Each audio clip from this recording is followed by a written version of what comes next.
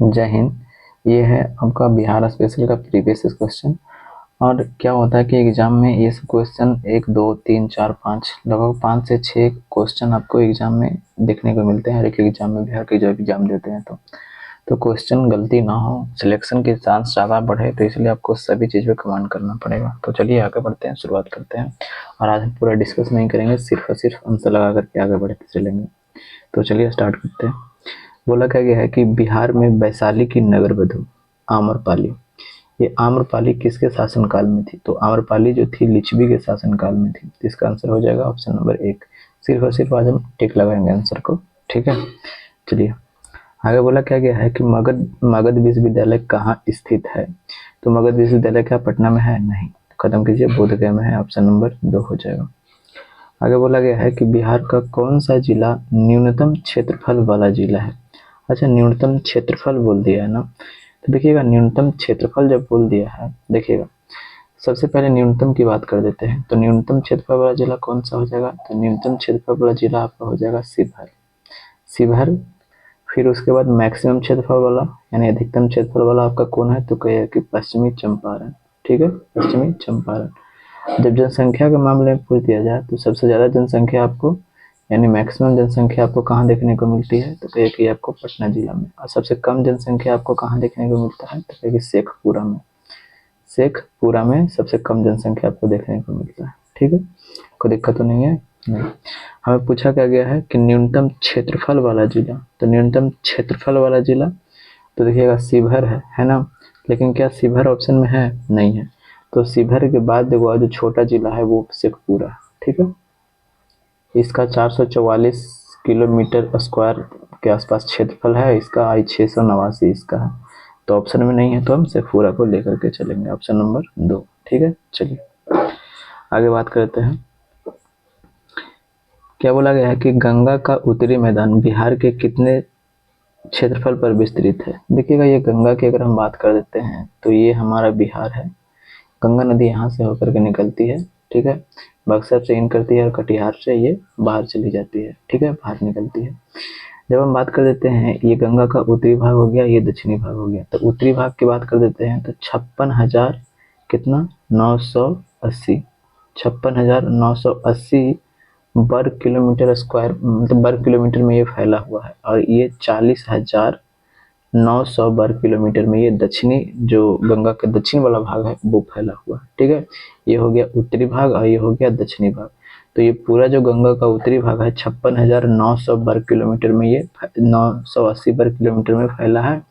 और ये नीचे वाला भाग 40,900 वर्ग किलोमीटर में ये फैला हुआ है। समझ में आ गया? चलिए इन कहाँ कर दिया? गंगा बक्सर से निकलती कहाँ से है? तो ये कटिहार से निकलती है, ठीक है। चलिए तो क्या हो जाएगा इसका आंसर? ऑप्शन नंबर 2 हो जाएगा। बोला क्या गया है कि उड़ीसा राज्य बिहार से कब पृथक हुआ था? देखिएगा बंगाल से बिहार अलग कब हुआ था? तो कि 1912 ईस्वी में अलग हो गया था बंगाल से, ठीक है। 1936 ईस्वी में अलग कौन होता है? बिहार से अलग होता है, उड़ीसा अलग हो जाता है, ठीक है। फिर उसके बाद की बात करते हैं तो 2000 में बिहार से एक और राज्य अलग होता है 15 नवंबर 2000 को। वो कौन है? तो कहेगी झारखंड। ये झारखंड जो है ये अलग हो जाता है। तो इसका आंसर हो जाएगा, हमें उड़ीसा को बोला गया है ना, तो बिहार से कब पृथक किया गया था? तो कब? तो 36 में, ऑप्शन नंबर 3, ठीक। अगर देखिए बिहार में किसान सभा का गठन, देखिएगा किसान सभा का गठन की बात कर देते हैं तो ये कौन किए थे? तो स्वामी सहजानंद ने, स्वामी सहजानंद ने, सहजानंद सरस्वती ने किया था, सहजानंद ने। अच्छा ये कब किए थे? तो किए थे नवंबर 1929 ईस्वी में ये किए थे, ठीक है। ये कहाँ किए थे? तो ये सोनपुर में किए थे, ठीक है। तो इसका आंसर कौन सा हो जाएगा? 27 में तो होगा नहीं, 28 में नहीं, 30 में तो नहीं, तो लेकिन ये मार्च में नहीं नवंबर में किए थे, तो इसका नवंबर कर लीजिएगा, ठीक है। ऑप्शन नंबर 3 हो जाएगा। आगे देखिए अगले पे चलते हैं। बोला क्या गया है कि भारत के महान ज्योतिषाचार्य आर्यभट्ट, ये आर्यभट्ट जो थे ये कहाँ से संबंधित थे? तो ये पटना से, पाटलिपुत्रा से संबंधित थे, ठीक है। आर्यभट्ट इनके द्वारा पुस्तक लिखा गया, जीरो का खोज इन्होंने किया था, ठीक है। तो इसका आंसर हो जाएगा ऑप्शन नंबर 2 हो जाएगा। आज थोड़े फास्ट चल रहे हैं क्योंकि केवल आंसर को टिक लगाना है आज। बोला गया नालंदा विश्वविद्यालय का वैभव किसके हाथों नष्ट हुआ था? तो देखिएगा बख्तियार खिलजी था। कौन? तो कहे कि बख्तियार खिलजी था।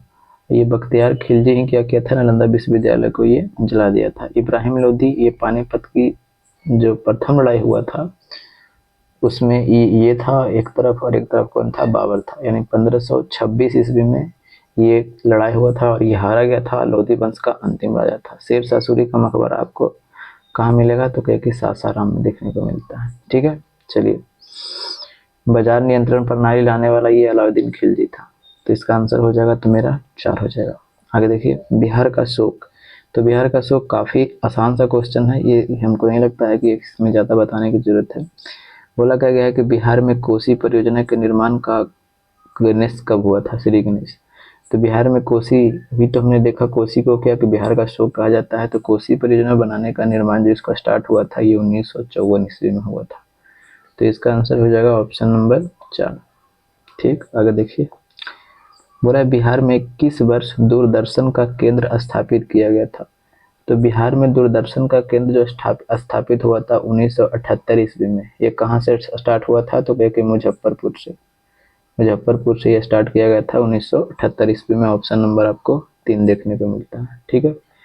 बोला गया है कि बिहार के किस पर्यटन केंद्र पर गर्म जल अनेक स्रोत है, गर्म जल के अनेक स्रोत है। तो वो आपको बिहार के राजगीर में देखने को मिलता है। वहाँ पे जब जाइएगा तो गर्म कुंड से पानी निकलते हुए दिखाई आपको पड़ते हैं, वहाँ पे लोग नहाते हैं।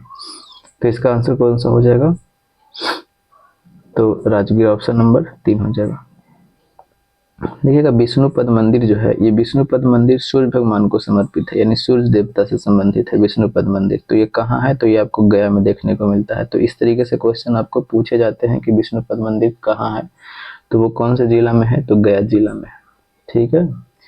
बोला गया है कि निम्नलिखित में से किस नगर में जापानियों ने विश्व शांति स्तूप, तो विश्व शांति स्तूप की बात कर देते हैं तो ये बनाया गया है कहाँ, राजगीर में बनाया गया है। कहाँ पे, तो क्या किया, राजगीर में बनाया गया है। ठीक है, तो इसका आंसर हो जाएगा ऑप्शन नंबर 2 हो जाएगा।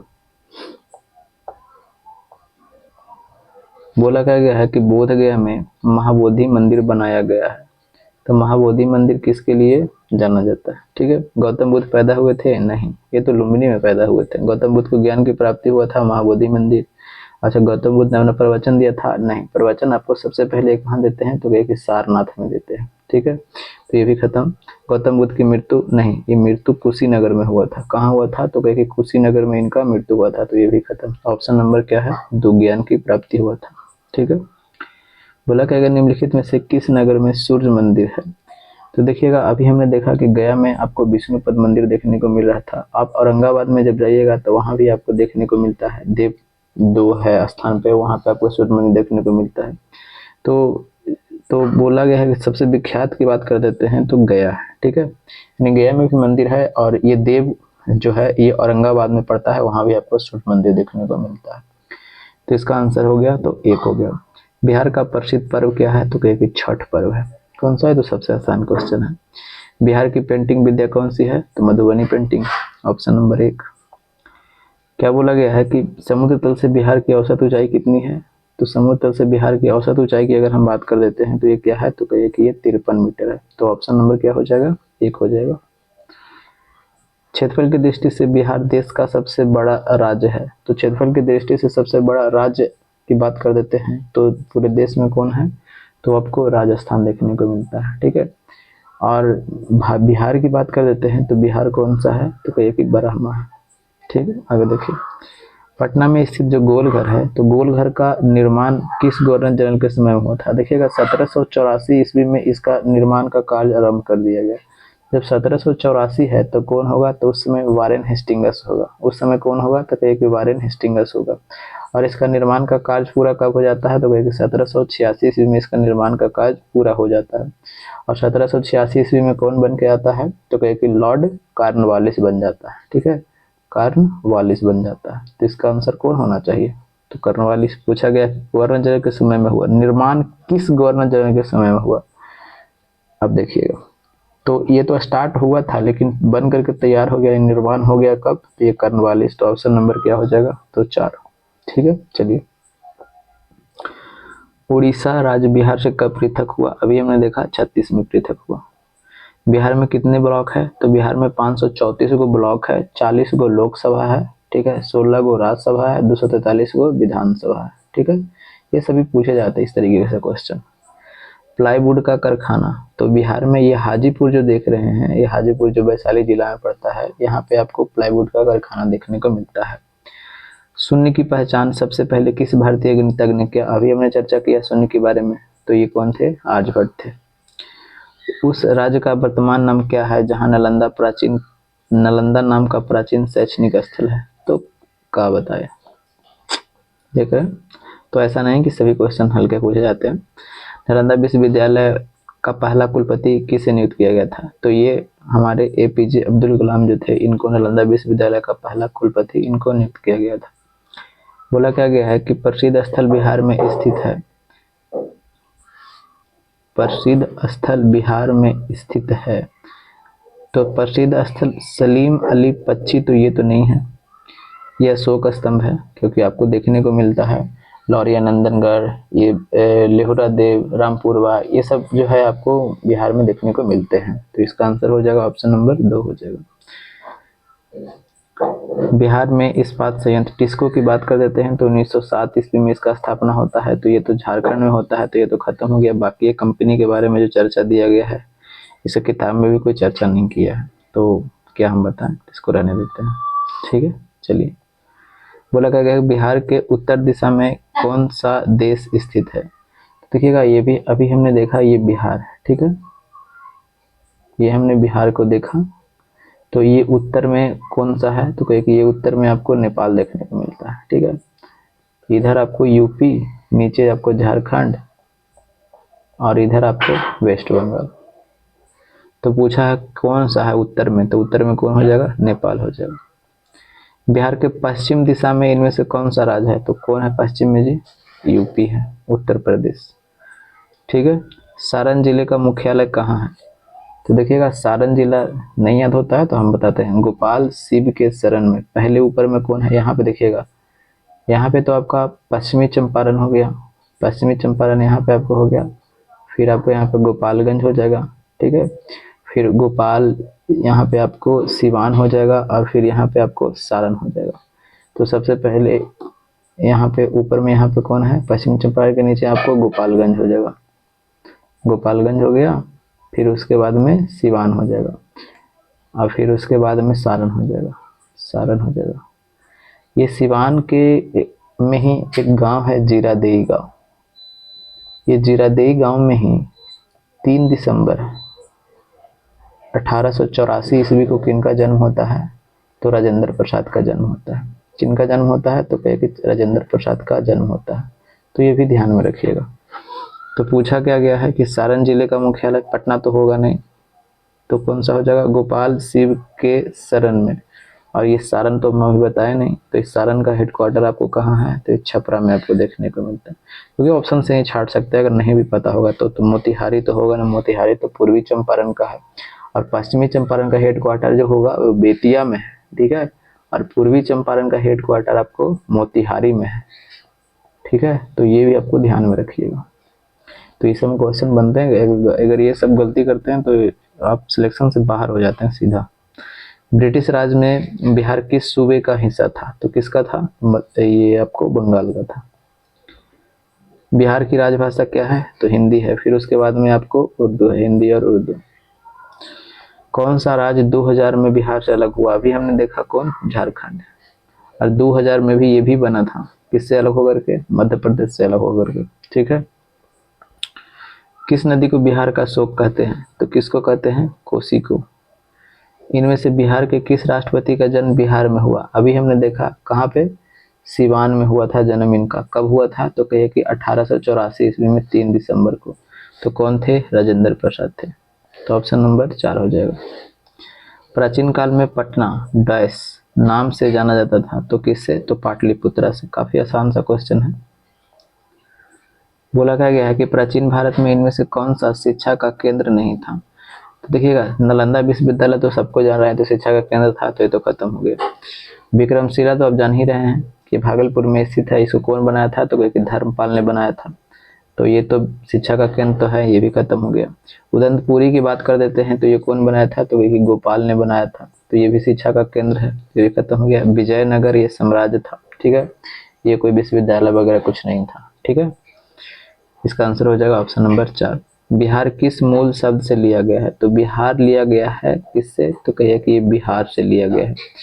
इसमें क्या था ना कि जो बौद्ध के जो लोग होते हैं, बिहार मतलब होता है ठहरने का स्थान होता है, ठीक है ना, उसका मतलब क्या होता है, साधुओं को, लोगों को ठहरने का स्थान होता है। तो इसका आंसर हो जाएगा ऑप्शन नंबर 2। शेर शाह सूरी का मकबरा अभी हमने देखा कहाँ में, सासाराम में। 1857 के सिपाही विद्रोह का नेतृत्व किसने किया था, तो कुंवर सिंह ने किया था। इनका मृत्यु पूछा जाता है, तो 26 अप्रैल को इनका मृत्यु हुआ था, 26 अप्रैल 1858 ईस्वी को इनका मृत्यु हुआ था, ठीक है। तो ये आपको ध्यान रखना है। वंदे मातरम गान किसने रचा था, तो बंकिम चंद्र चटर्जी ने रचा था। तो काफी आसान सा क्वेश्चन है। कौन सा उद्योग बिहार में मौजूद नहीं है, तो देखिएगा तेल, बरौनी में तेल प्रसंस्करण तो है, हम जानते हैं, तो खत्म हो गया, नहीं है तो है। सीमेंट आपको जब औरंगाबाद आप जाइएगा, कैमूर के साइड में जब आप जाइएगा, देखिएगा यहाँ पे आप कैमूर जो है, यहाँ पे इस साइड में, तो यहाँ पे आपको पाइराइट देखने को मिलते हैं। क्यों, क्योंकि यहाँ पे विंध्याचल की पहाड़ी जो है कैमूर और सासाराम में आपको देखने को मिलती है, ठीक है। रोहतास और कैमूर में, ठीक है, रोहतास और कैमूर में आपको क्या मिलता है, तो कैमूर की पहाड़ियाँ देखने को मिलता है, और वहाँ पे चूना पत्थर ज्यादा मात्रा में पाए जाते हैं, ठीक है, पाइराइट भी पाए जाते हैं। तो जिस एरिया में भाई चूना पत्थर पाया जाएगा और सीमेंट का प्रमुख कच्चा माल के रूप में क्या इस्तेमाल होता है, तो चूना पत्थर, तो बिल्कुल वहाँ पे सीमेंट उद्योग होगा, तो ये तो खत्म होगा ही, तो खत्म हो गया। गहरे समुद्र के मत्स्य उत्पादन, देखिएगा समुद्र कहीं भी दिखाई देता है आपको, नहीं, ऑप्शन नंबर 3। आगे चलते हैं। नम पर्णपाती जंगल कहाँ पाए जाते हैं, तो नम पर्णपाती जंगल की अगर हम बात कर देते हैं, तो ये आपको सहरसा और पूर्णिया में पाए जाते हैं, ठीक है। आगे देखिए, इनमें से कौन से बिहार में उत्पादित खनिज है, तो अभी हमने देखा चूना पत्थर, देखा कि नहीं देखा, तो कहिए कि हाँ चूना पत्थर तो देखा। क्वार्टजाइट भी यहीं पे पाया जाता है, यहाँ पे जब आप आइएगा ना रोहतास और कैमूर में, तो वहाँ पे क्वार्टजाइट और पायराइट 90%, भारत का 90% आपको पायराइट यहाँ पे देखने को मिलता है, ठीक है। तो इसका कौन सा हो जाएगा, ऑप्शन नंबर 1 हो जाएगा, ठीक है। तो इतना ही तक था, केवल आज फास्ट चले हैं, ठीक है। वीडियो के बारे में बताइएगा कैसा लगेगा जो, ठीक है। जय हिंद, जय भारत, वंदे मातरम।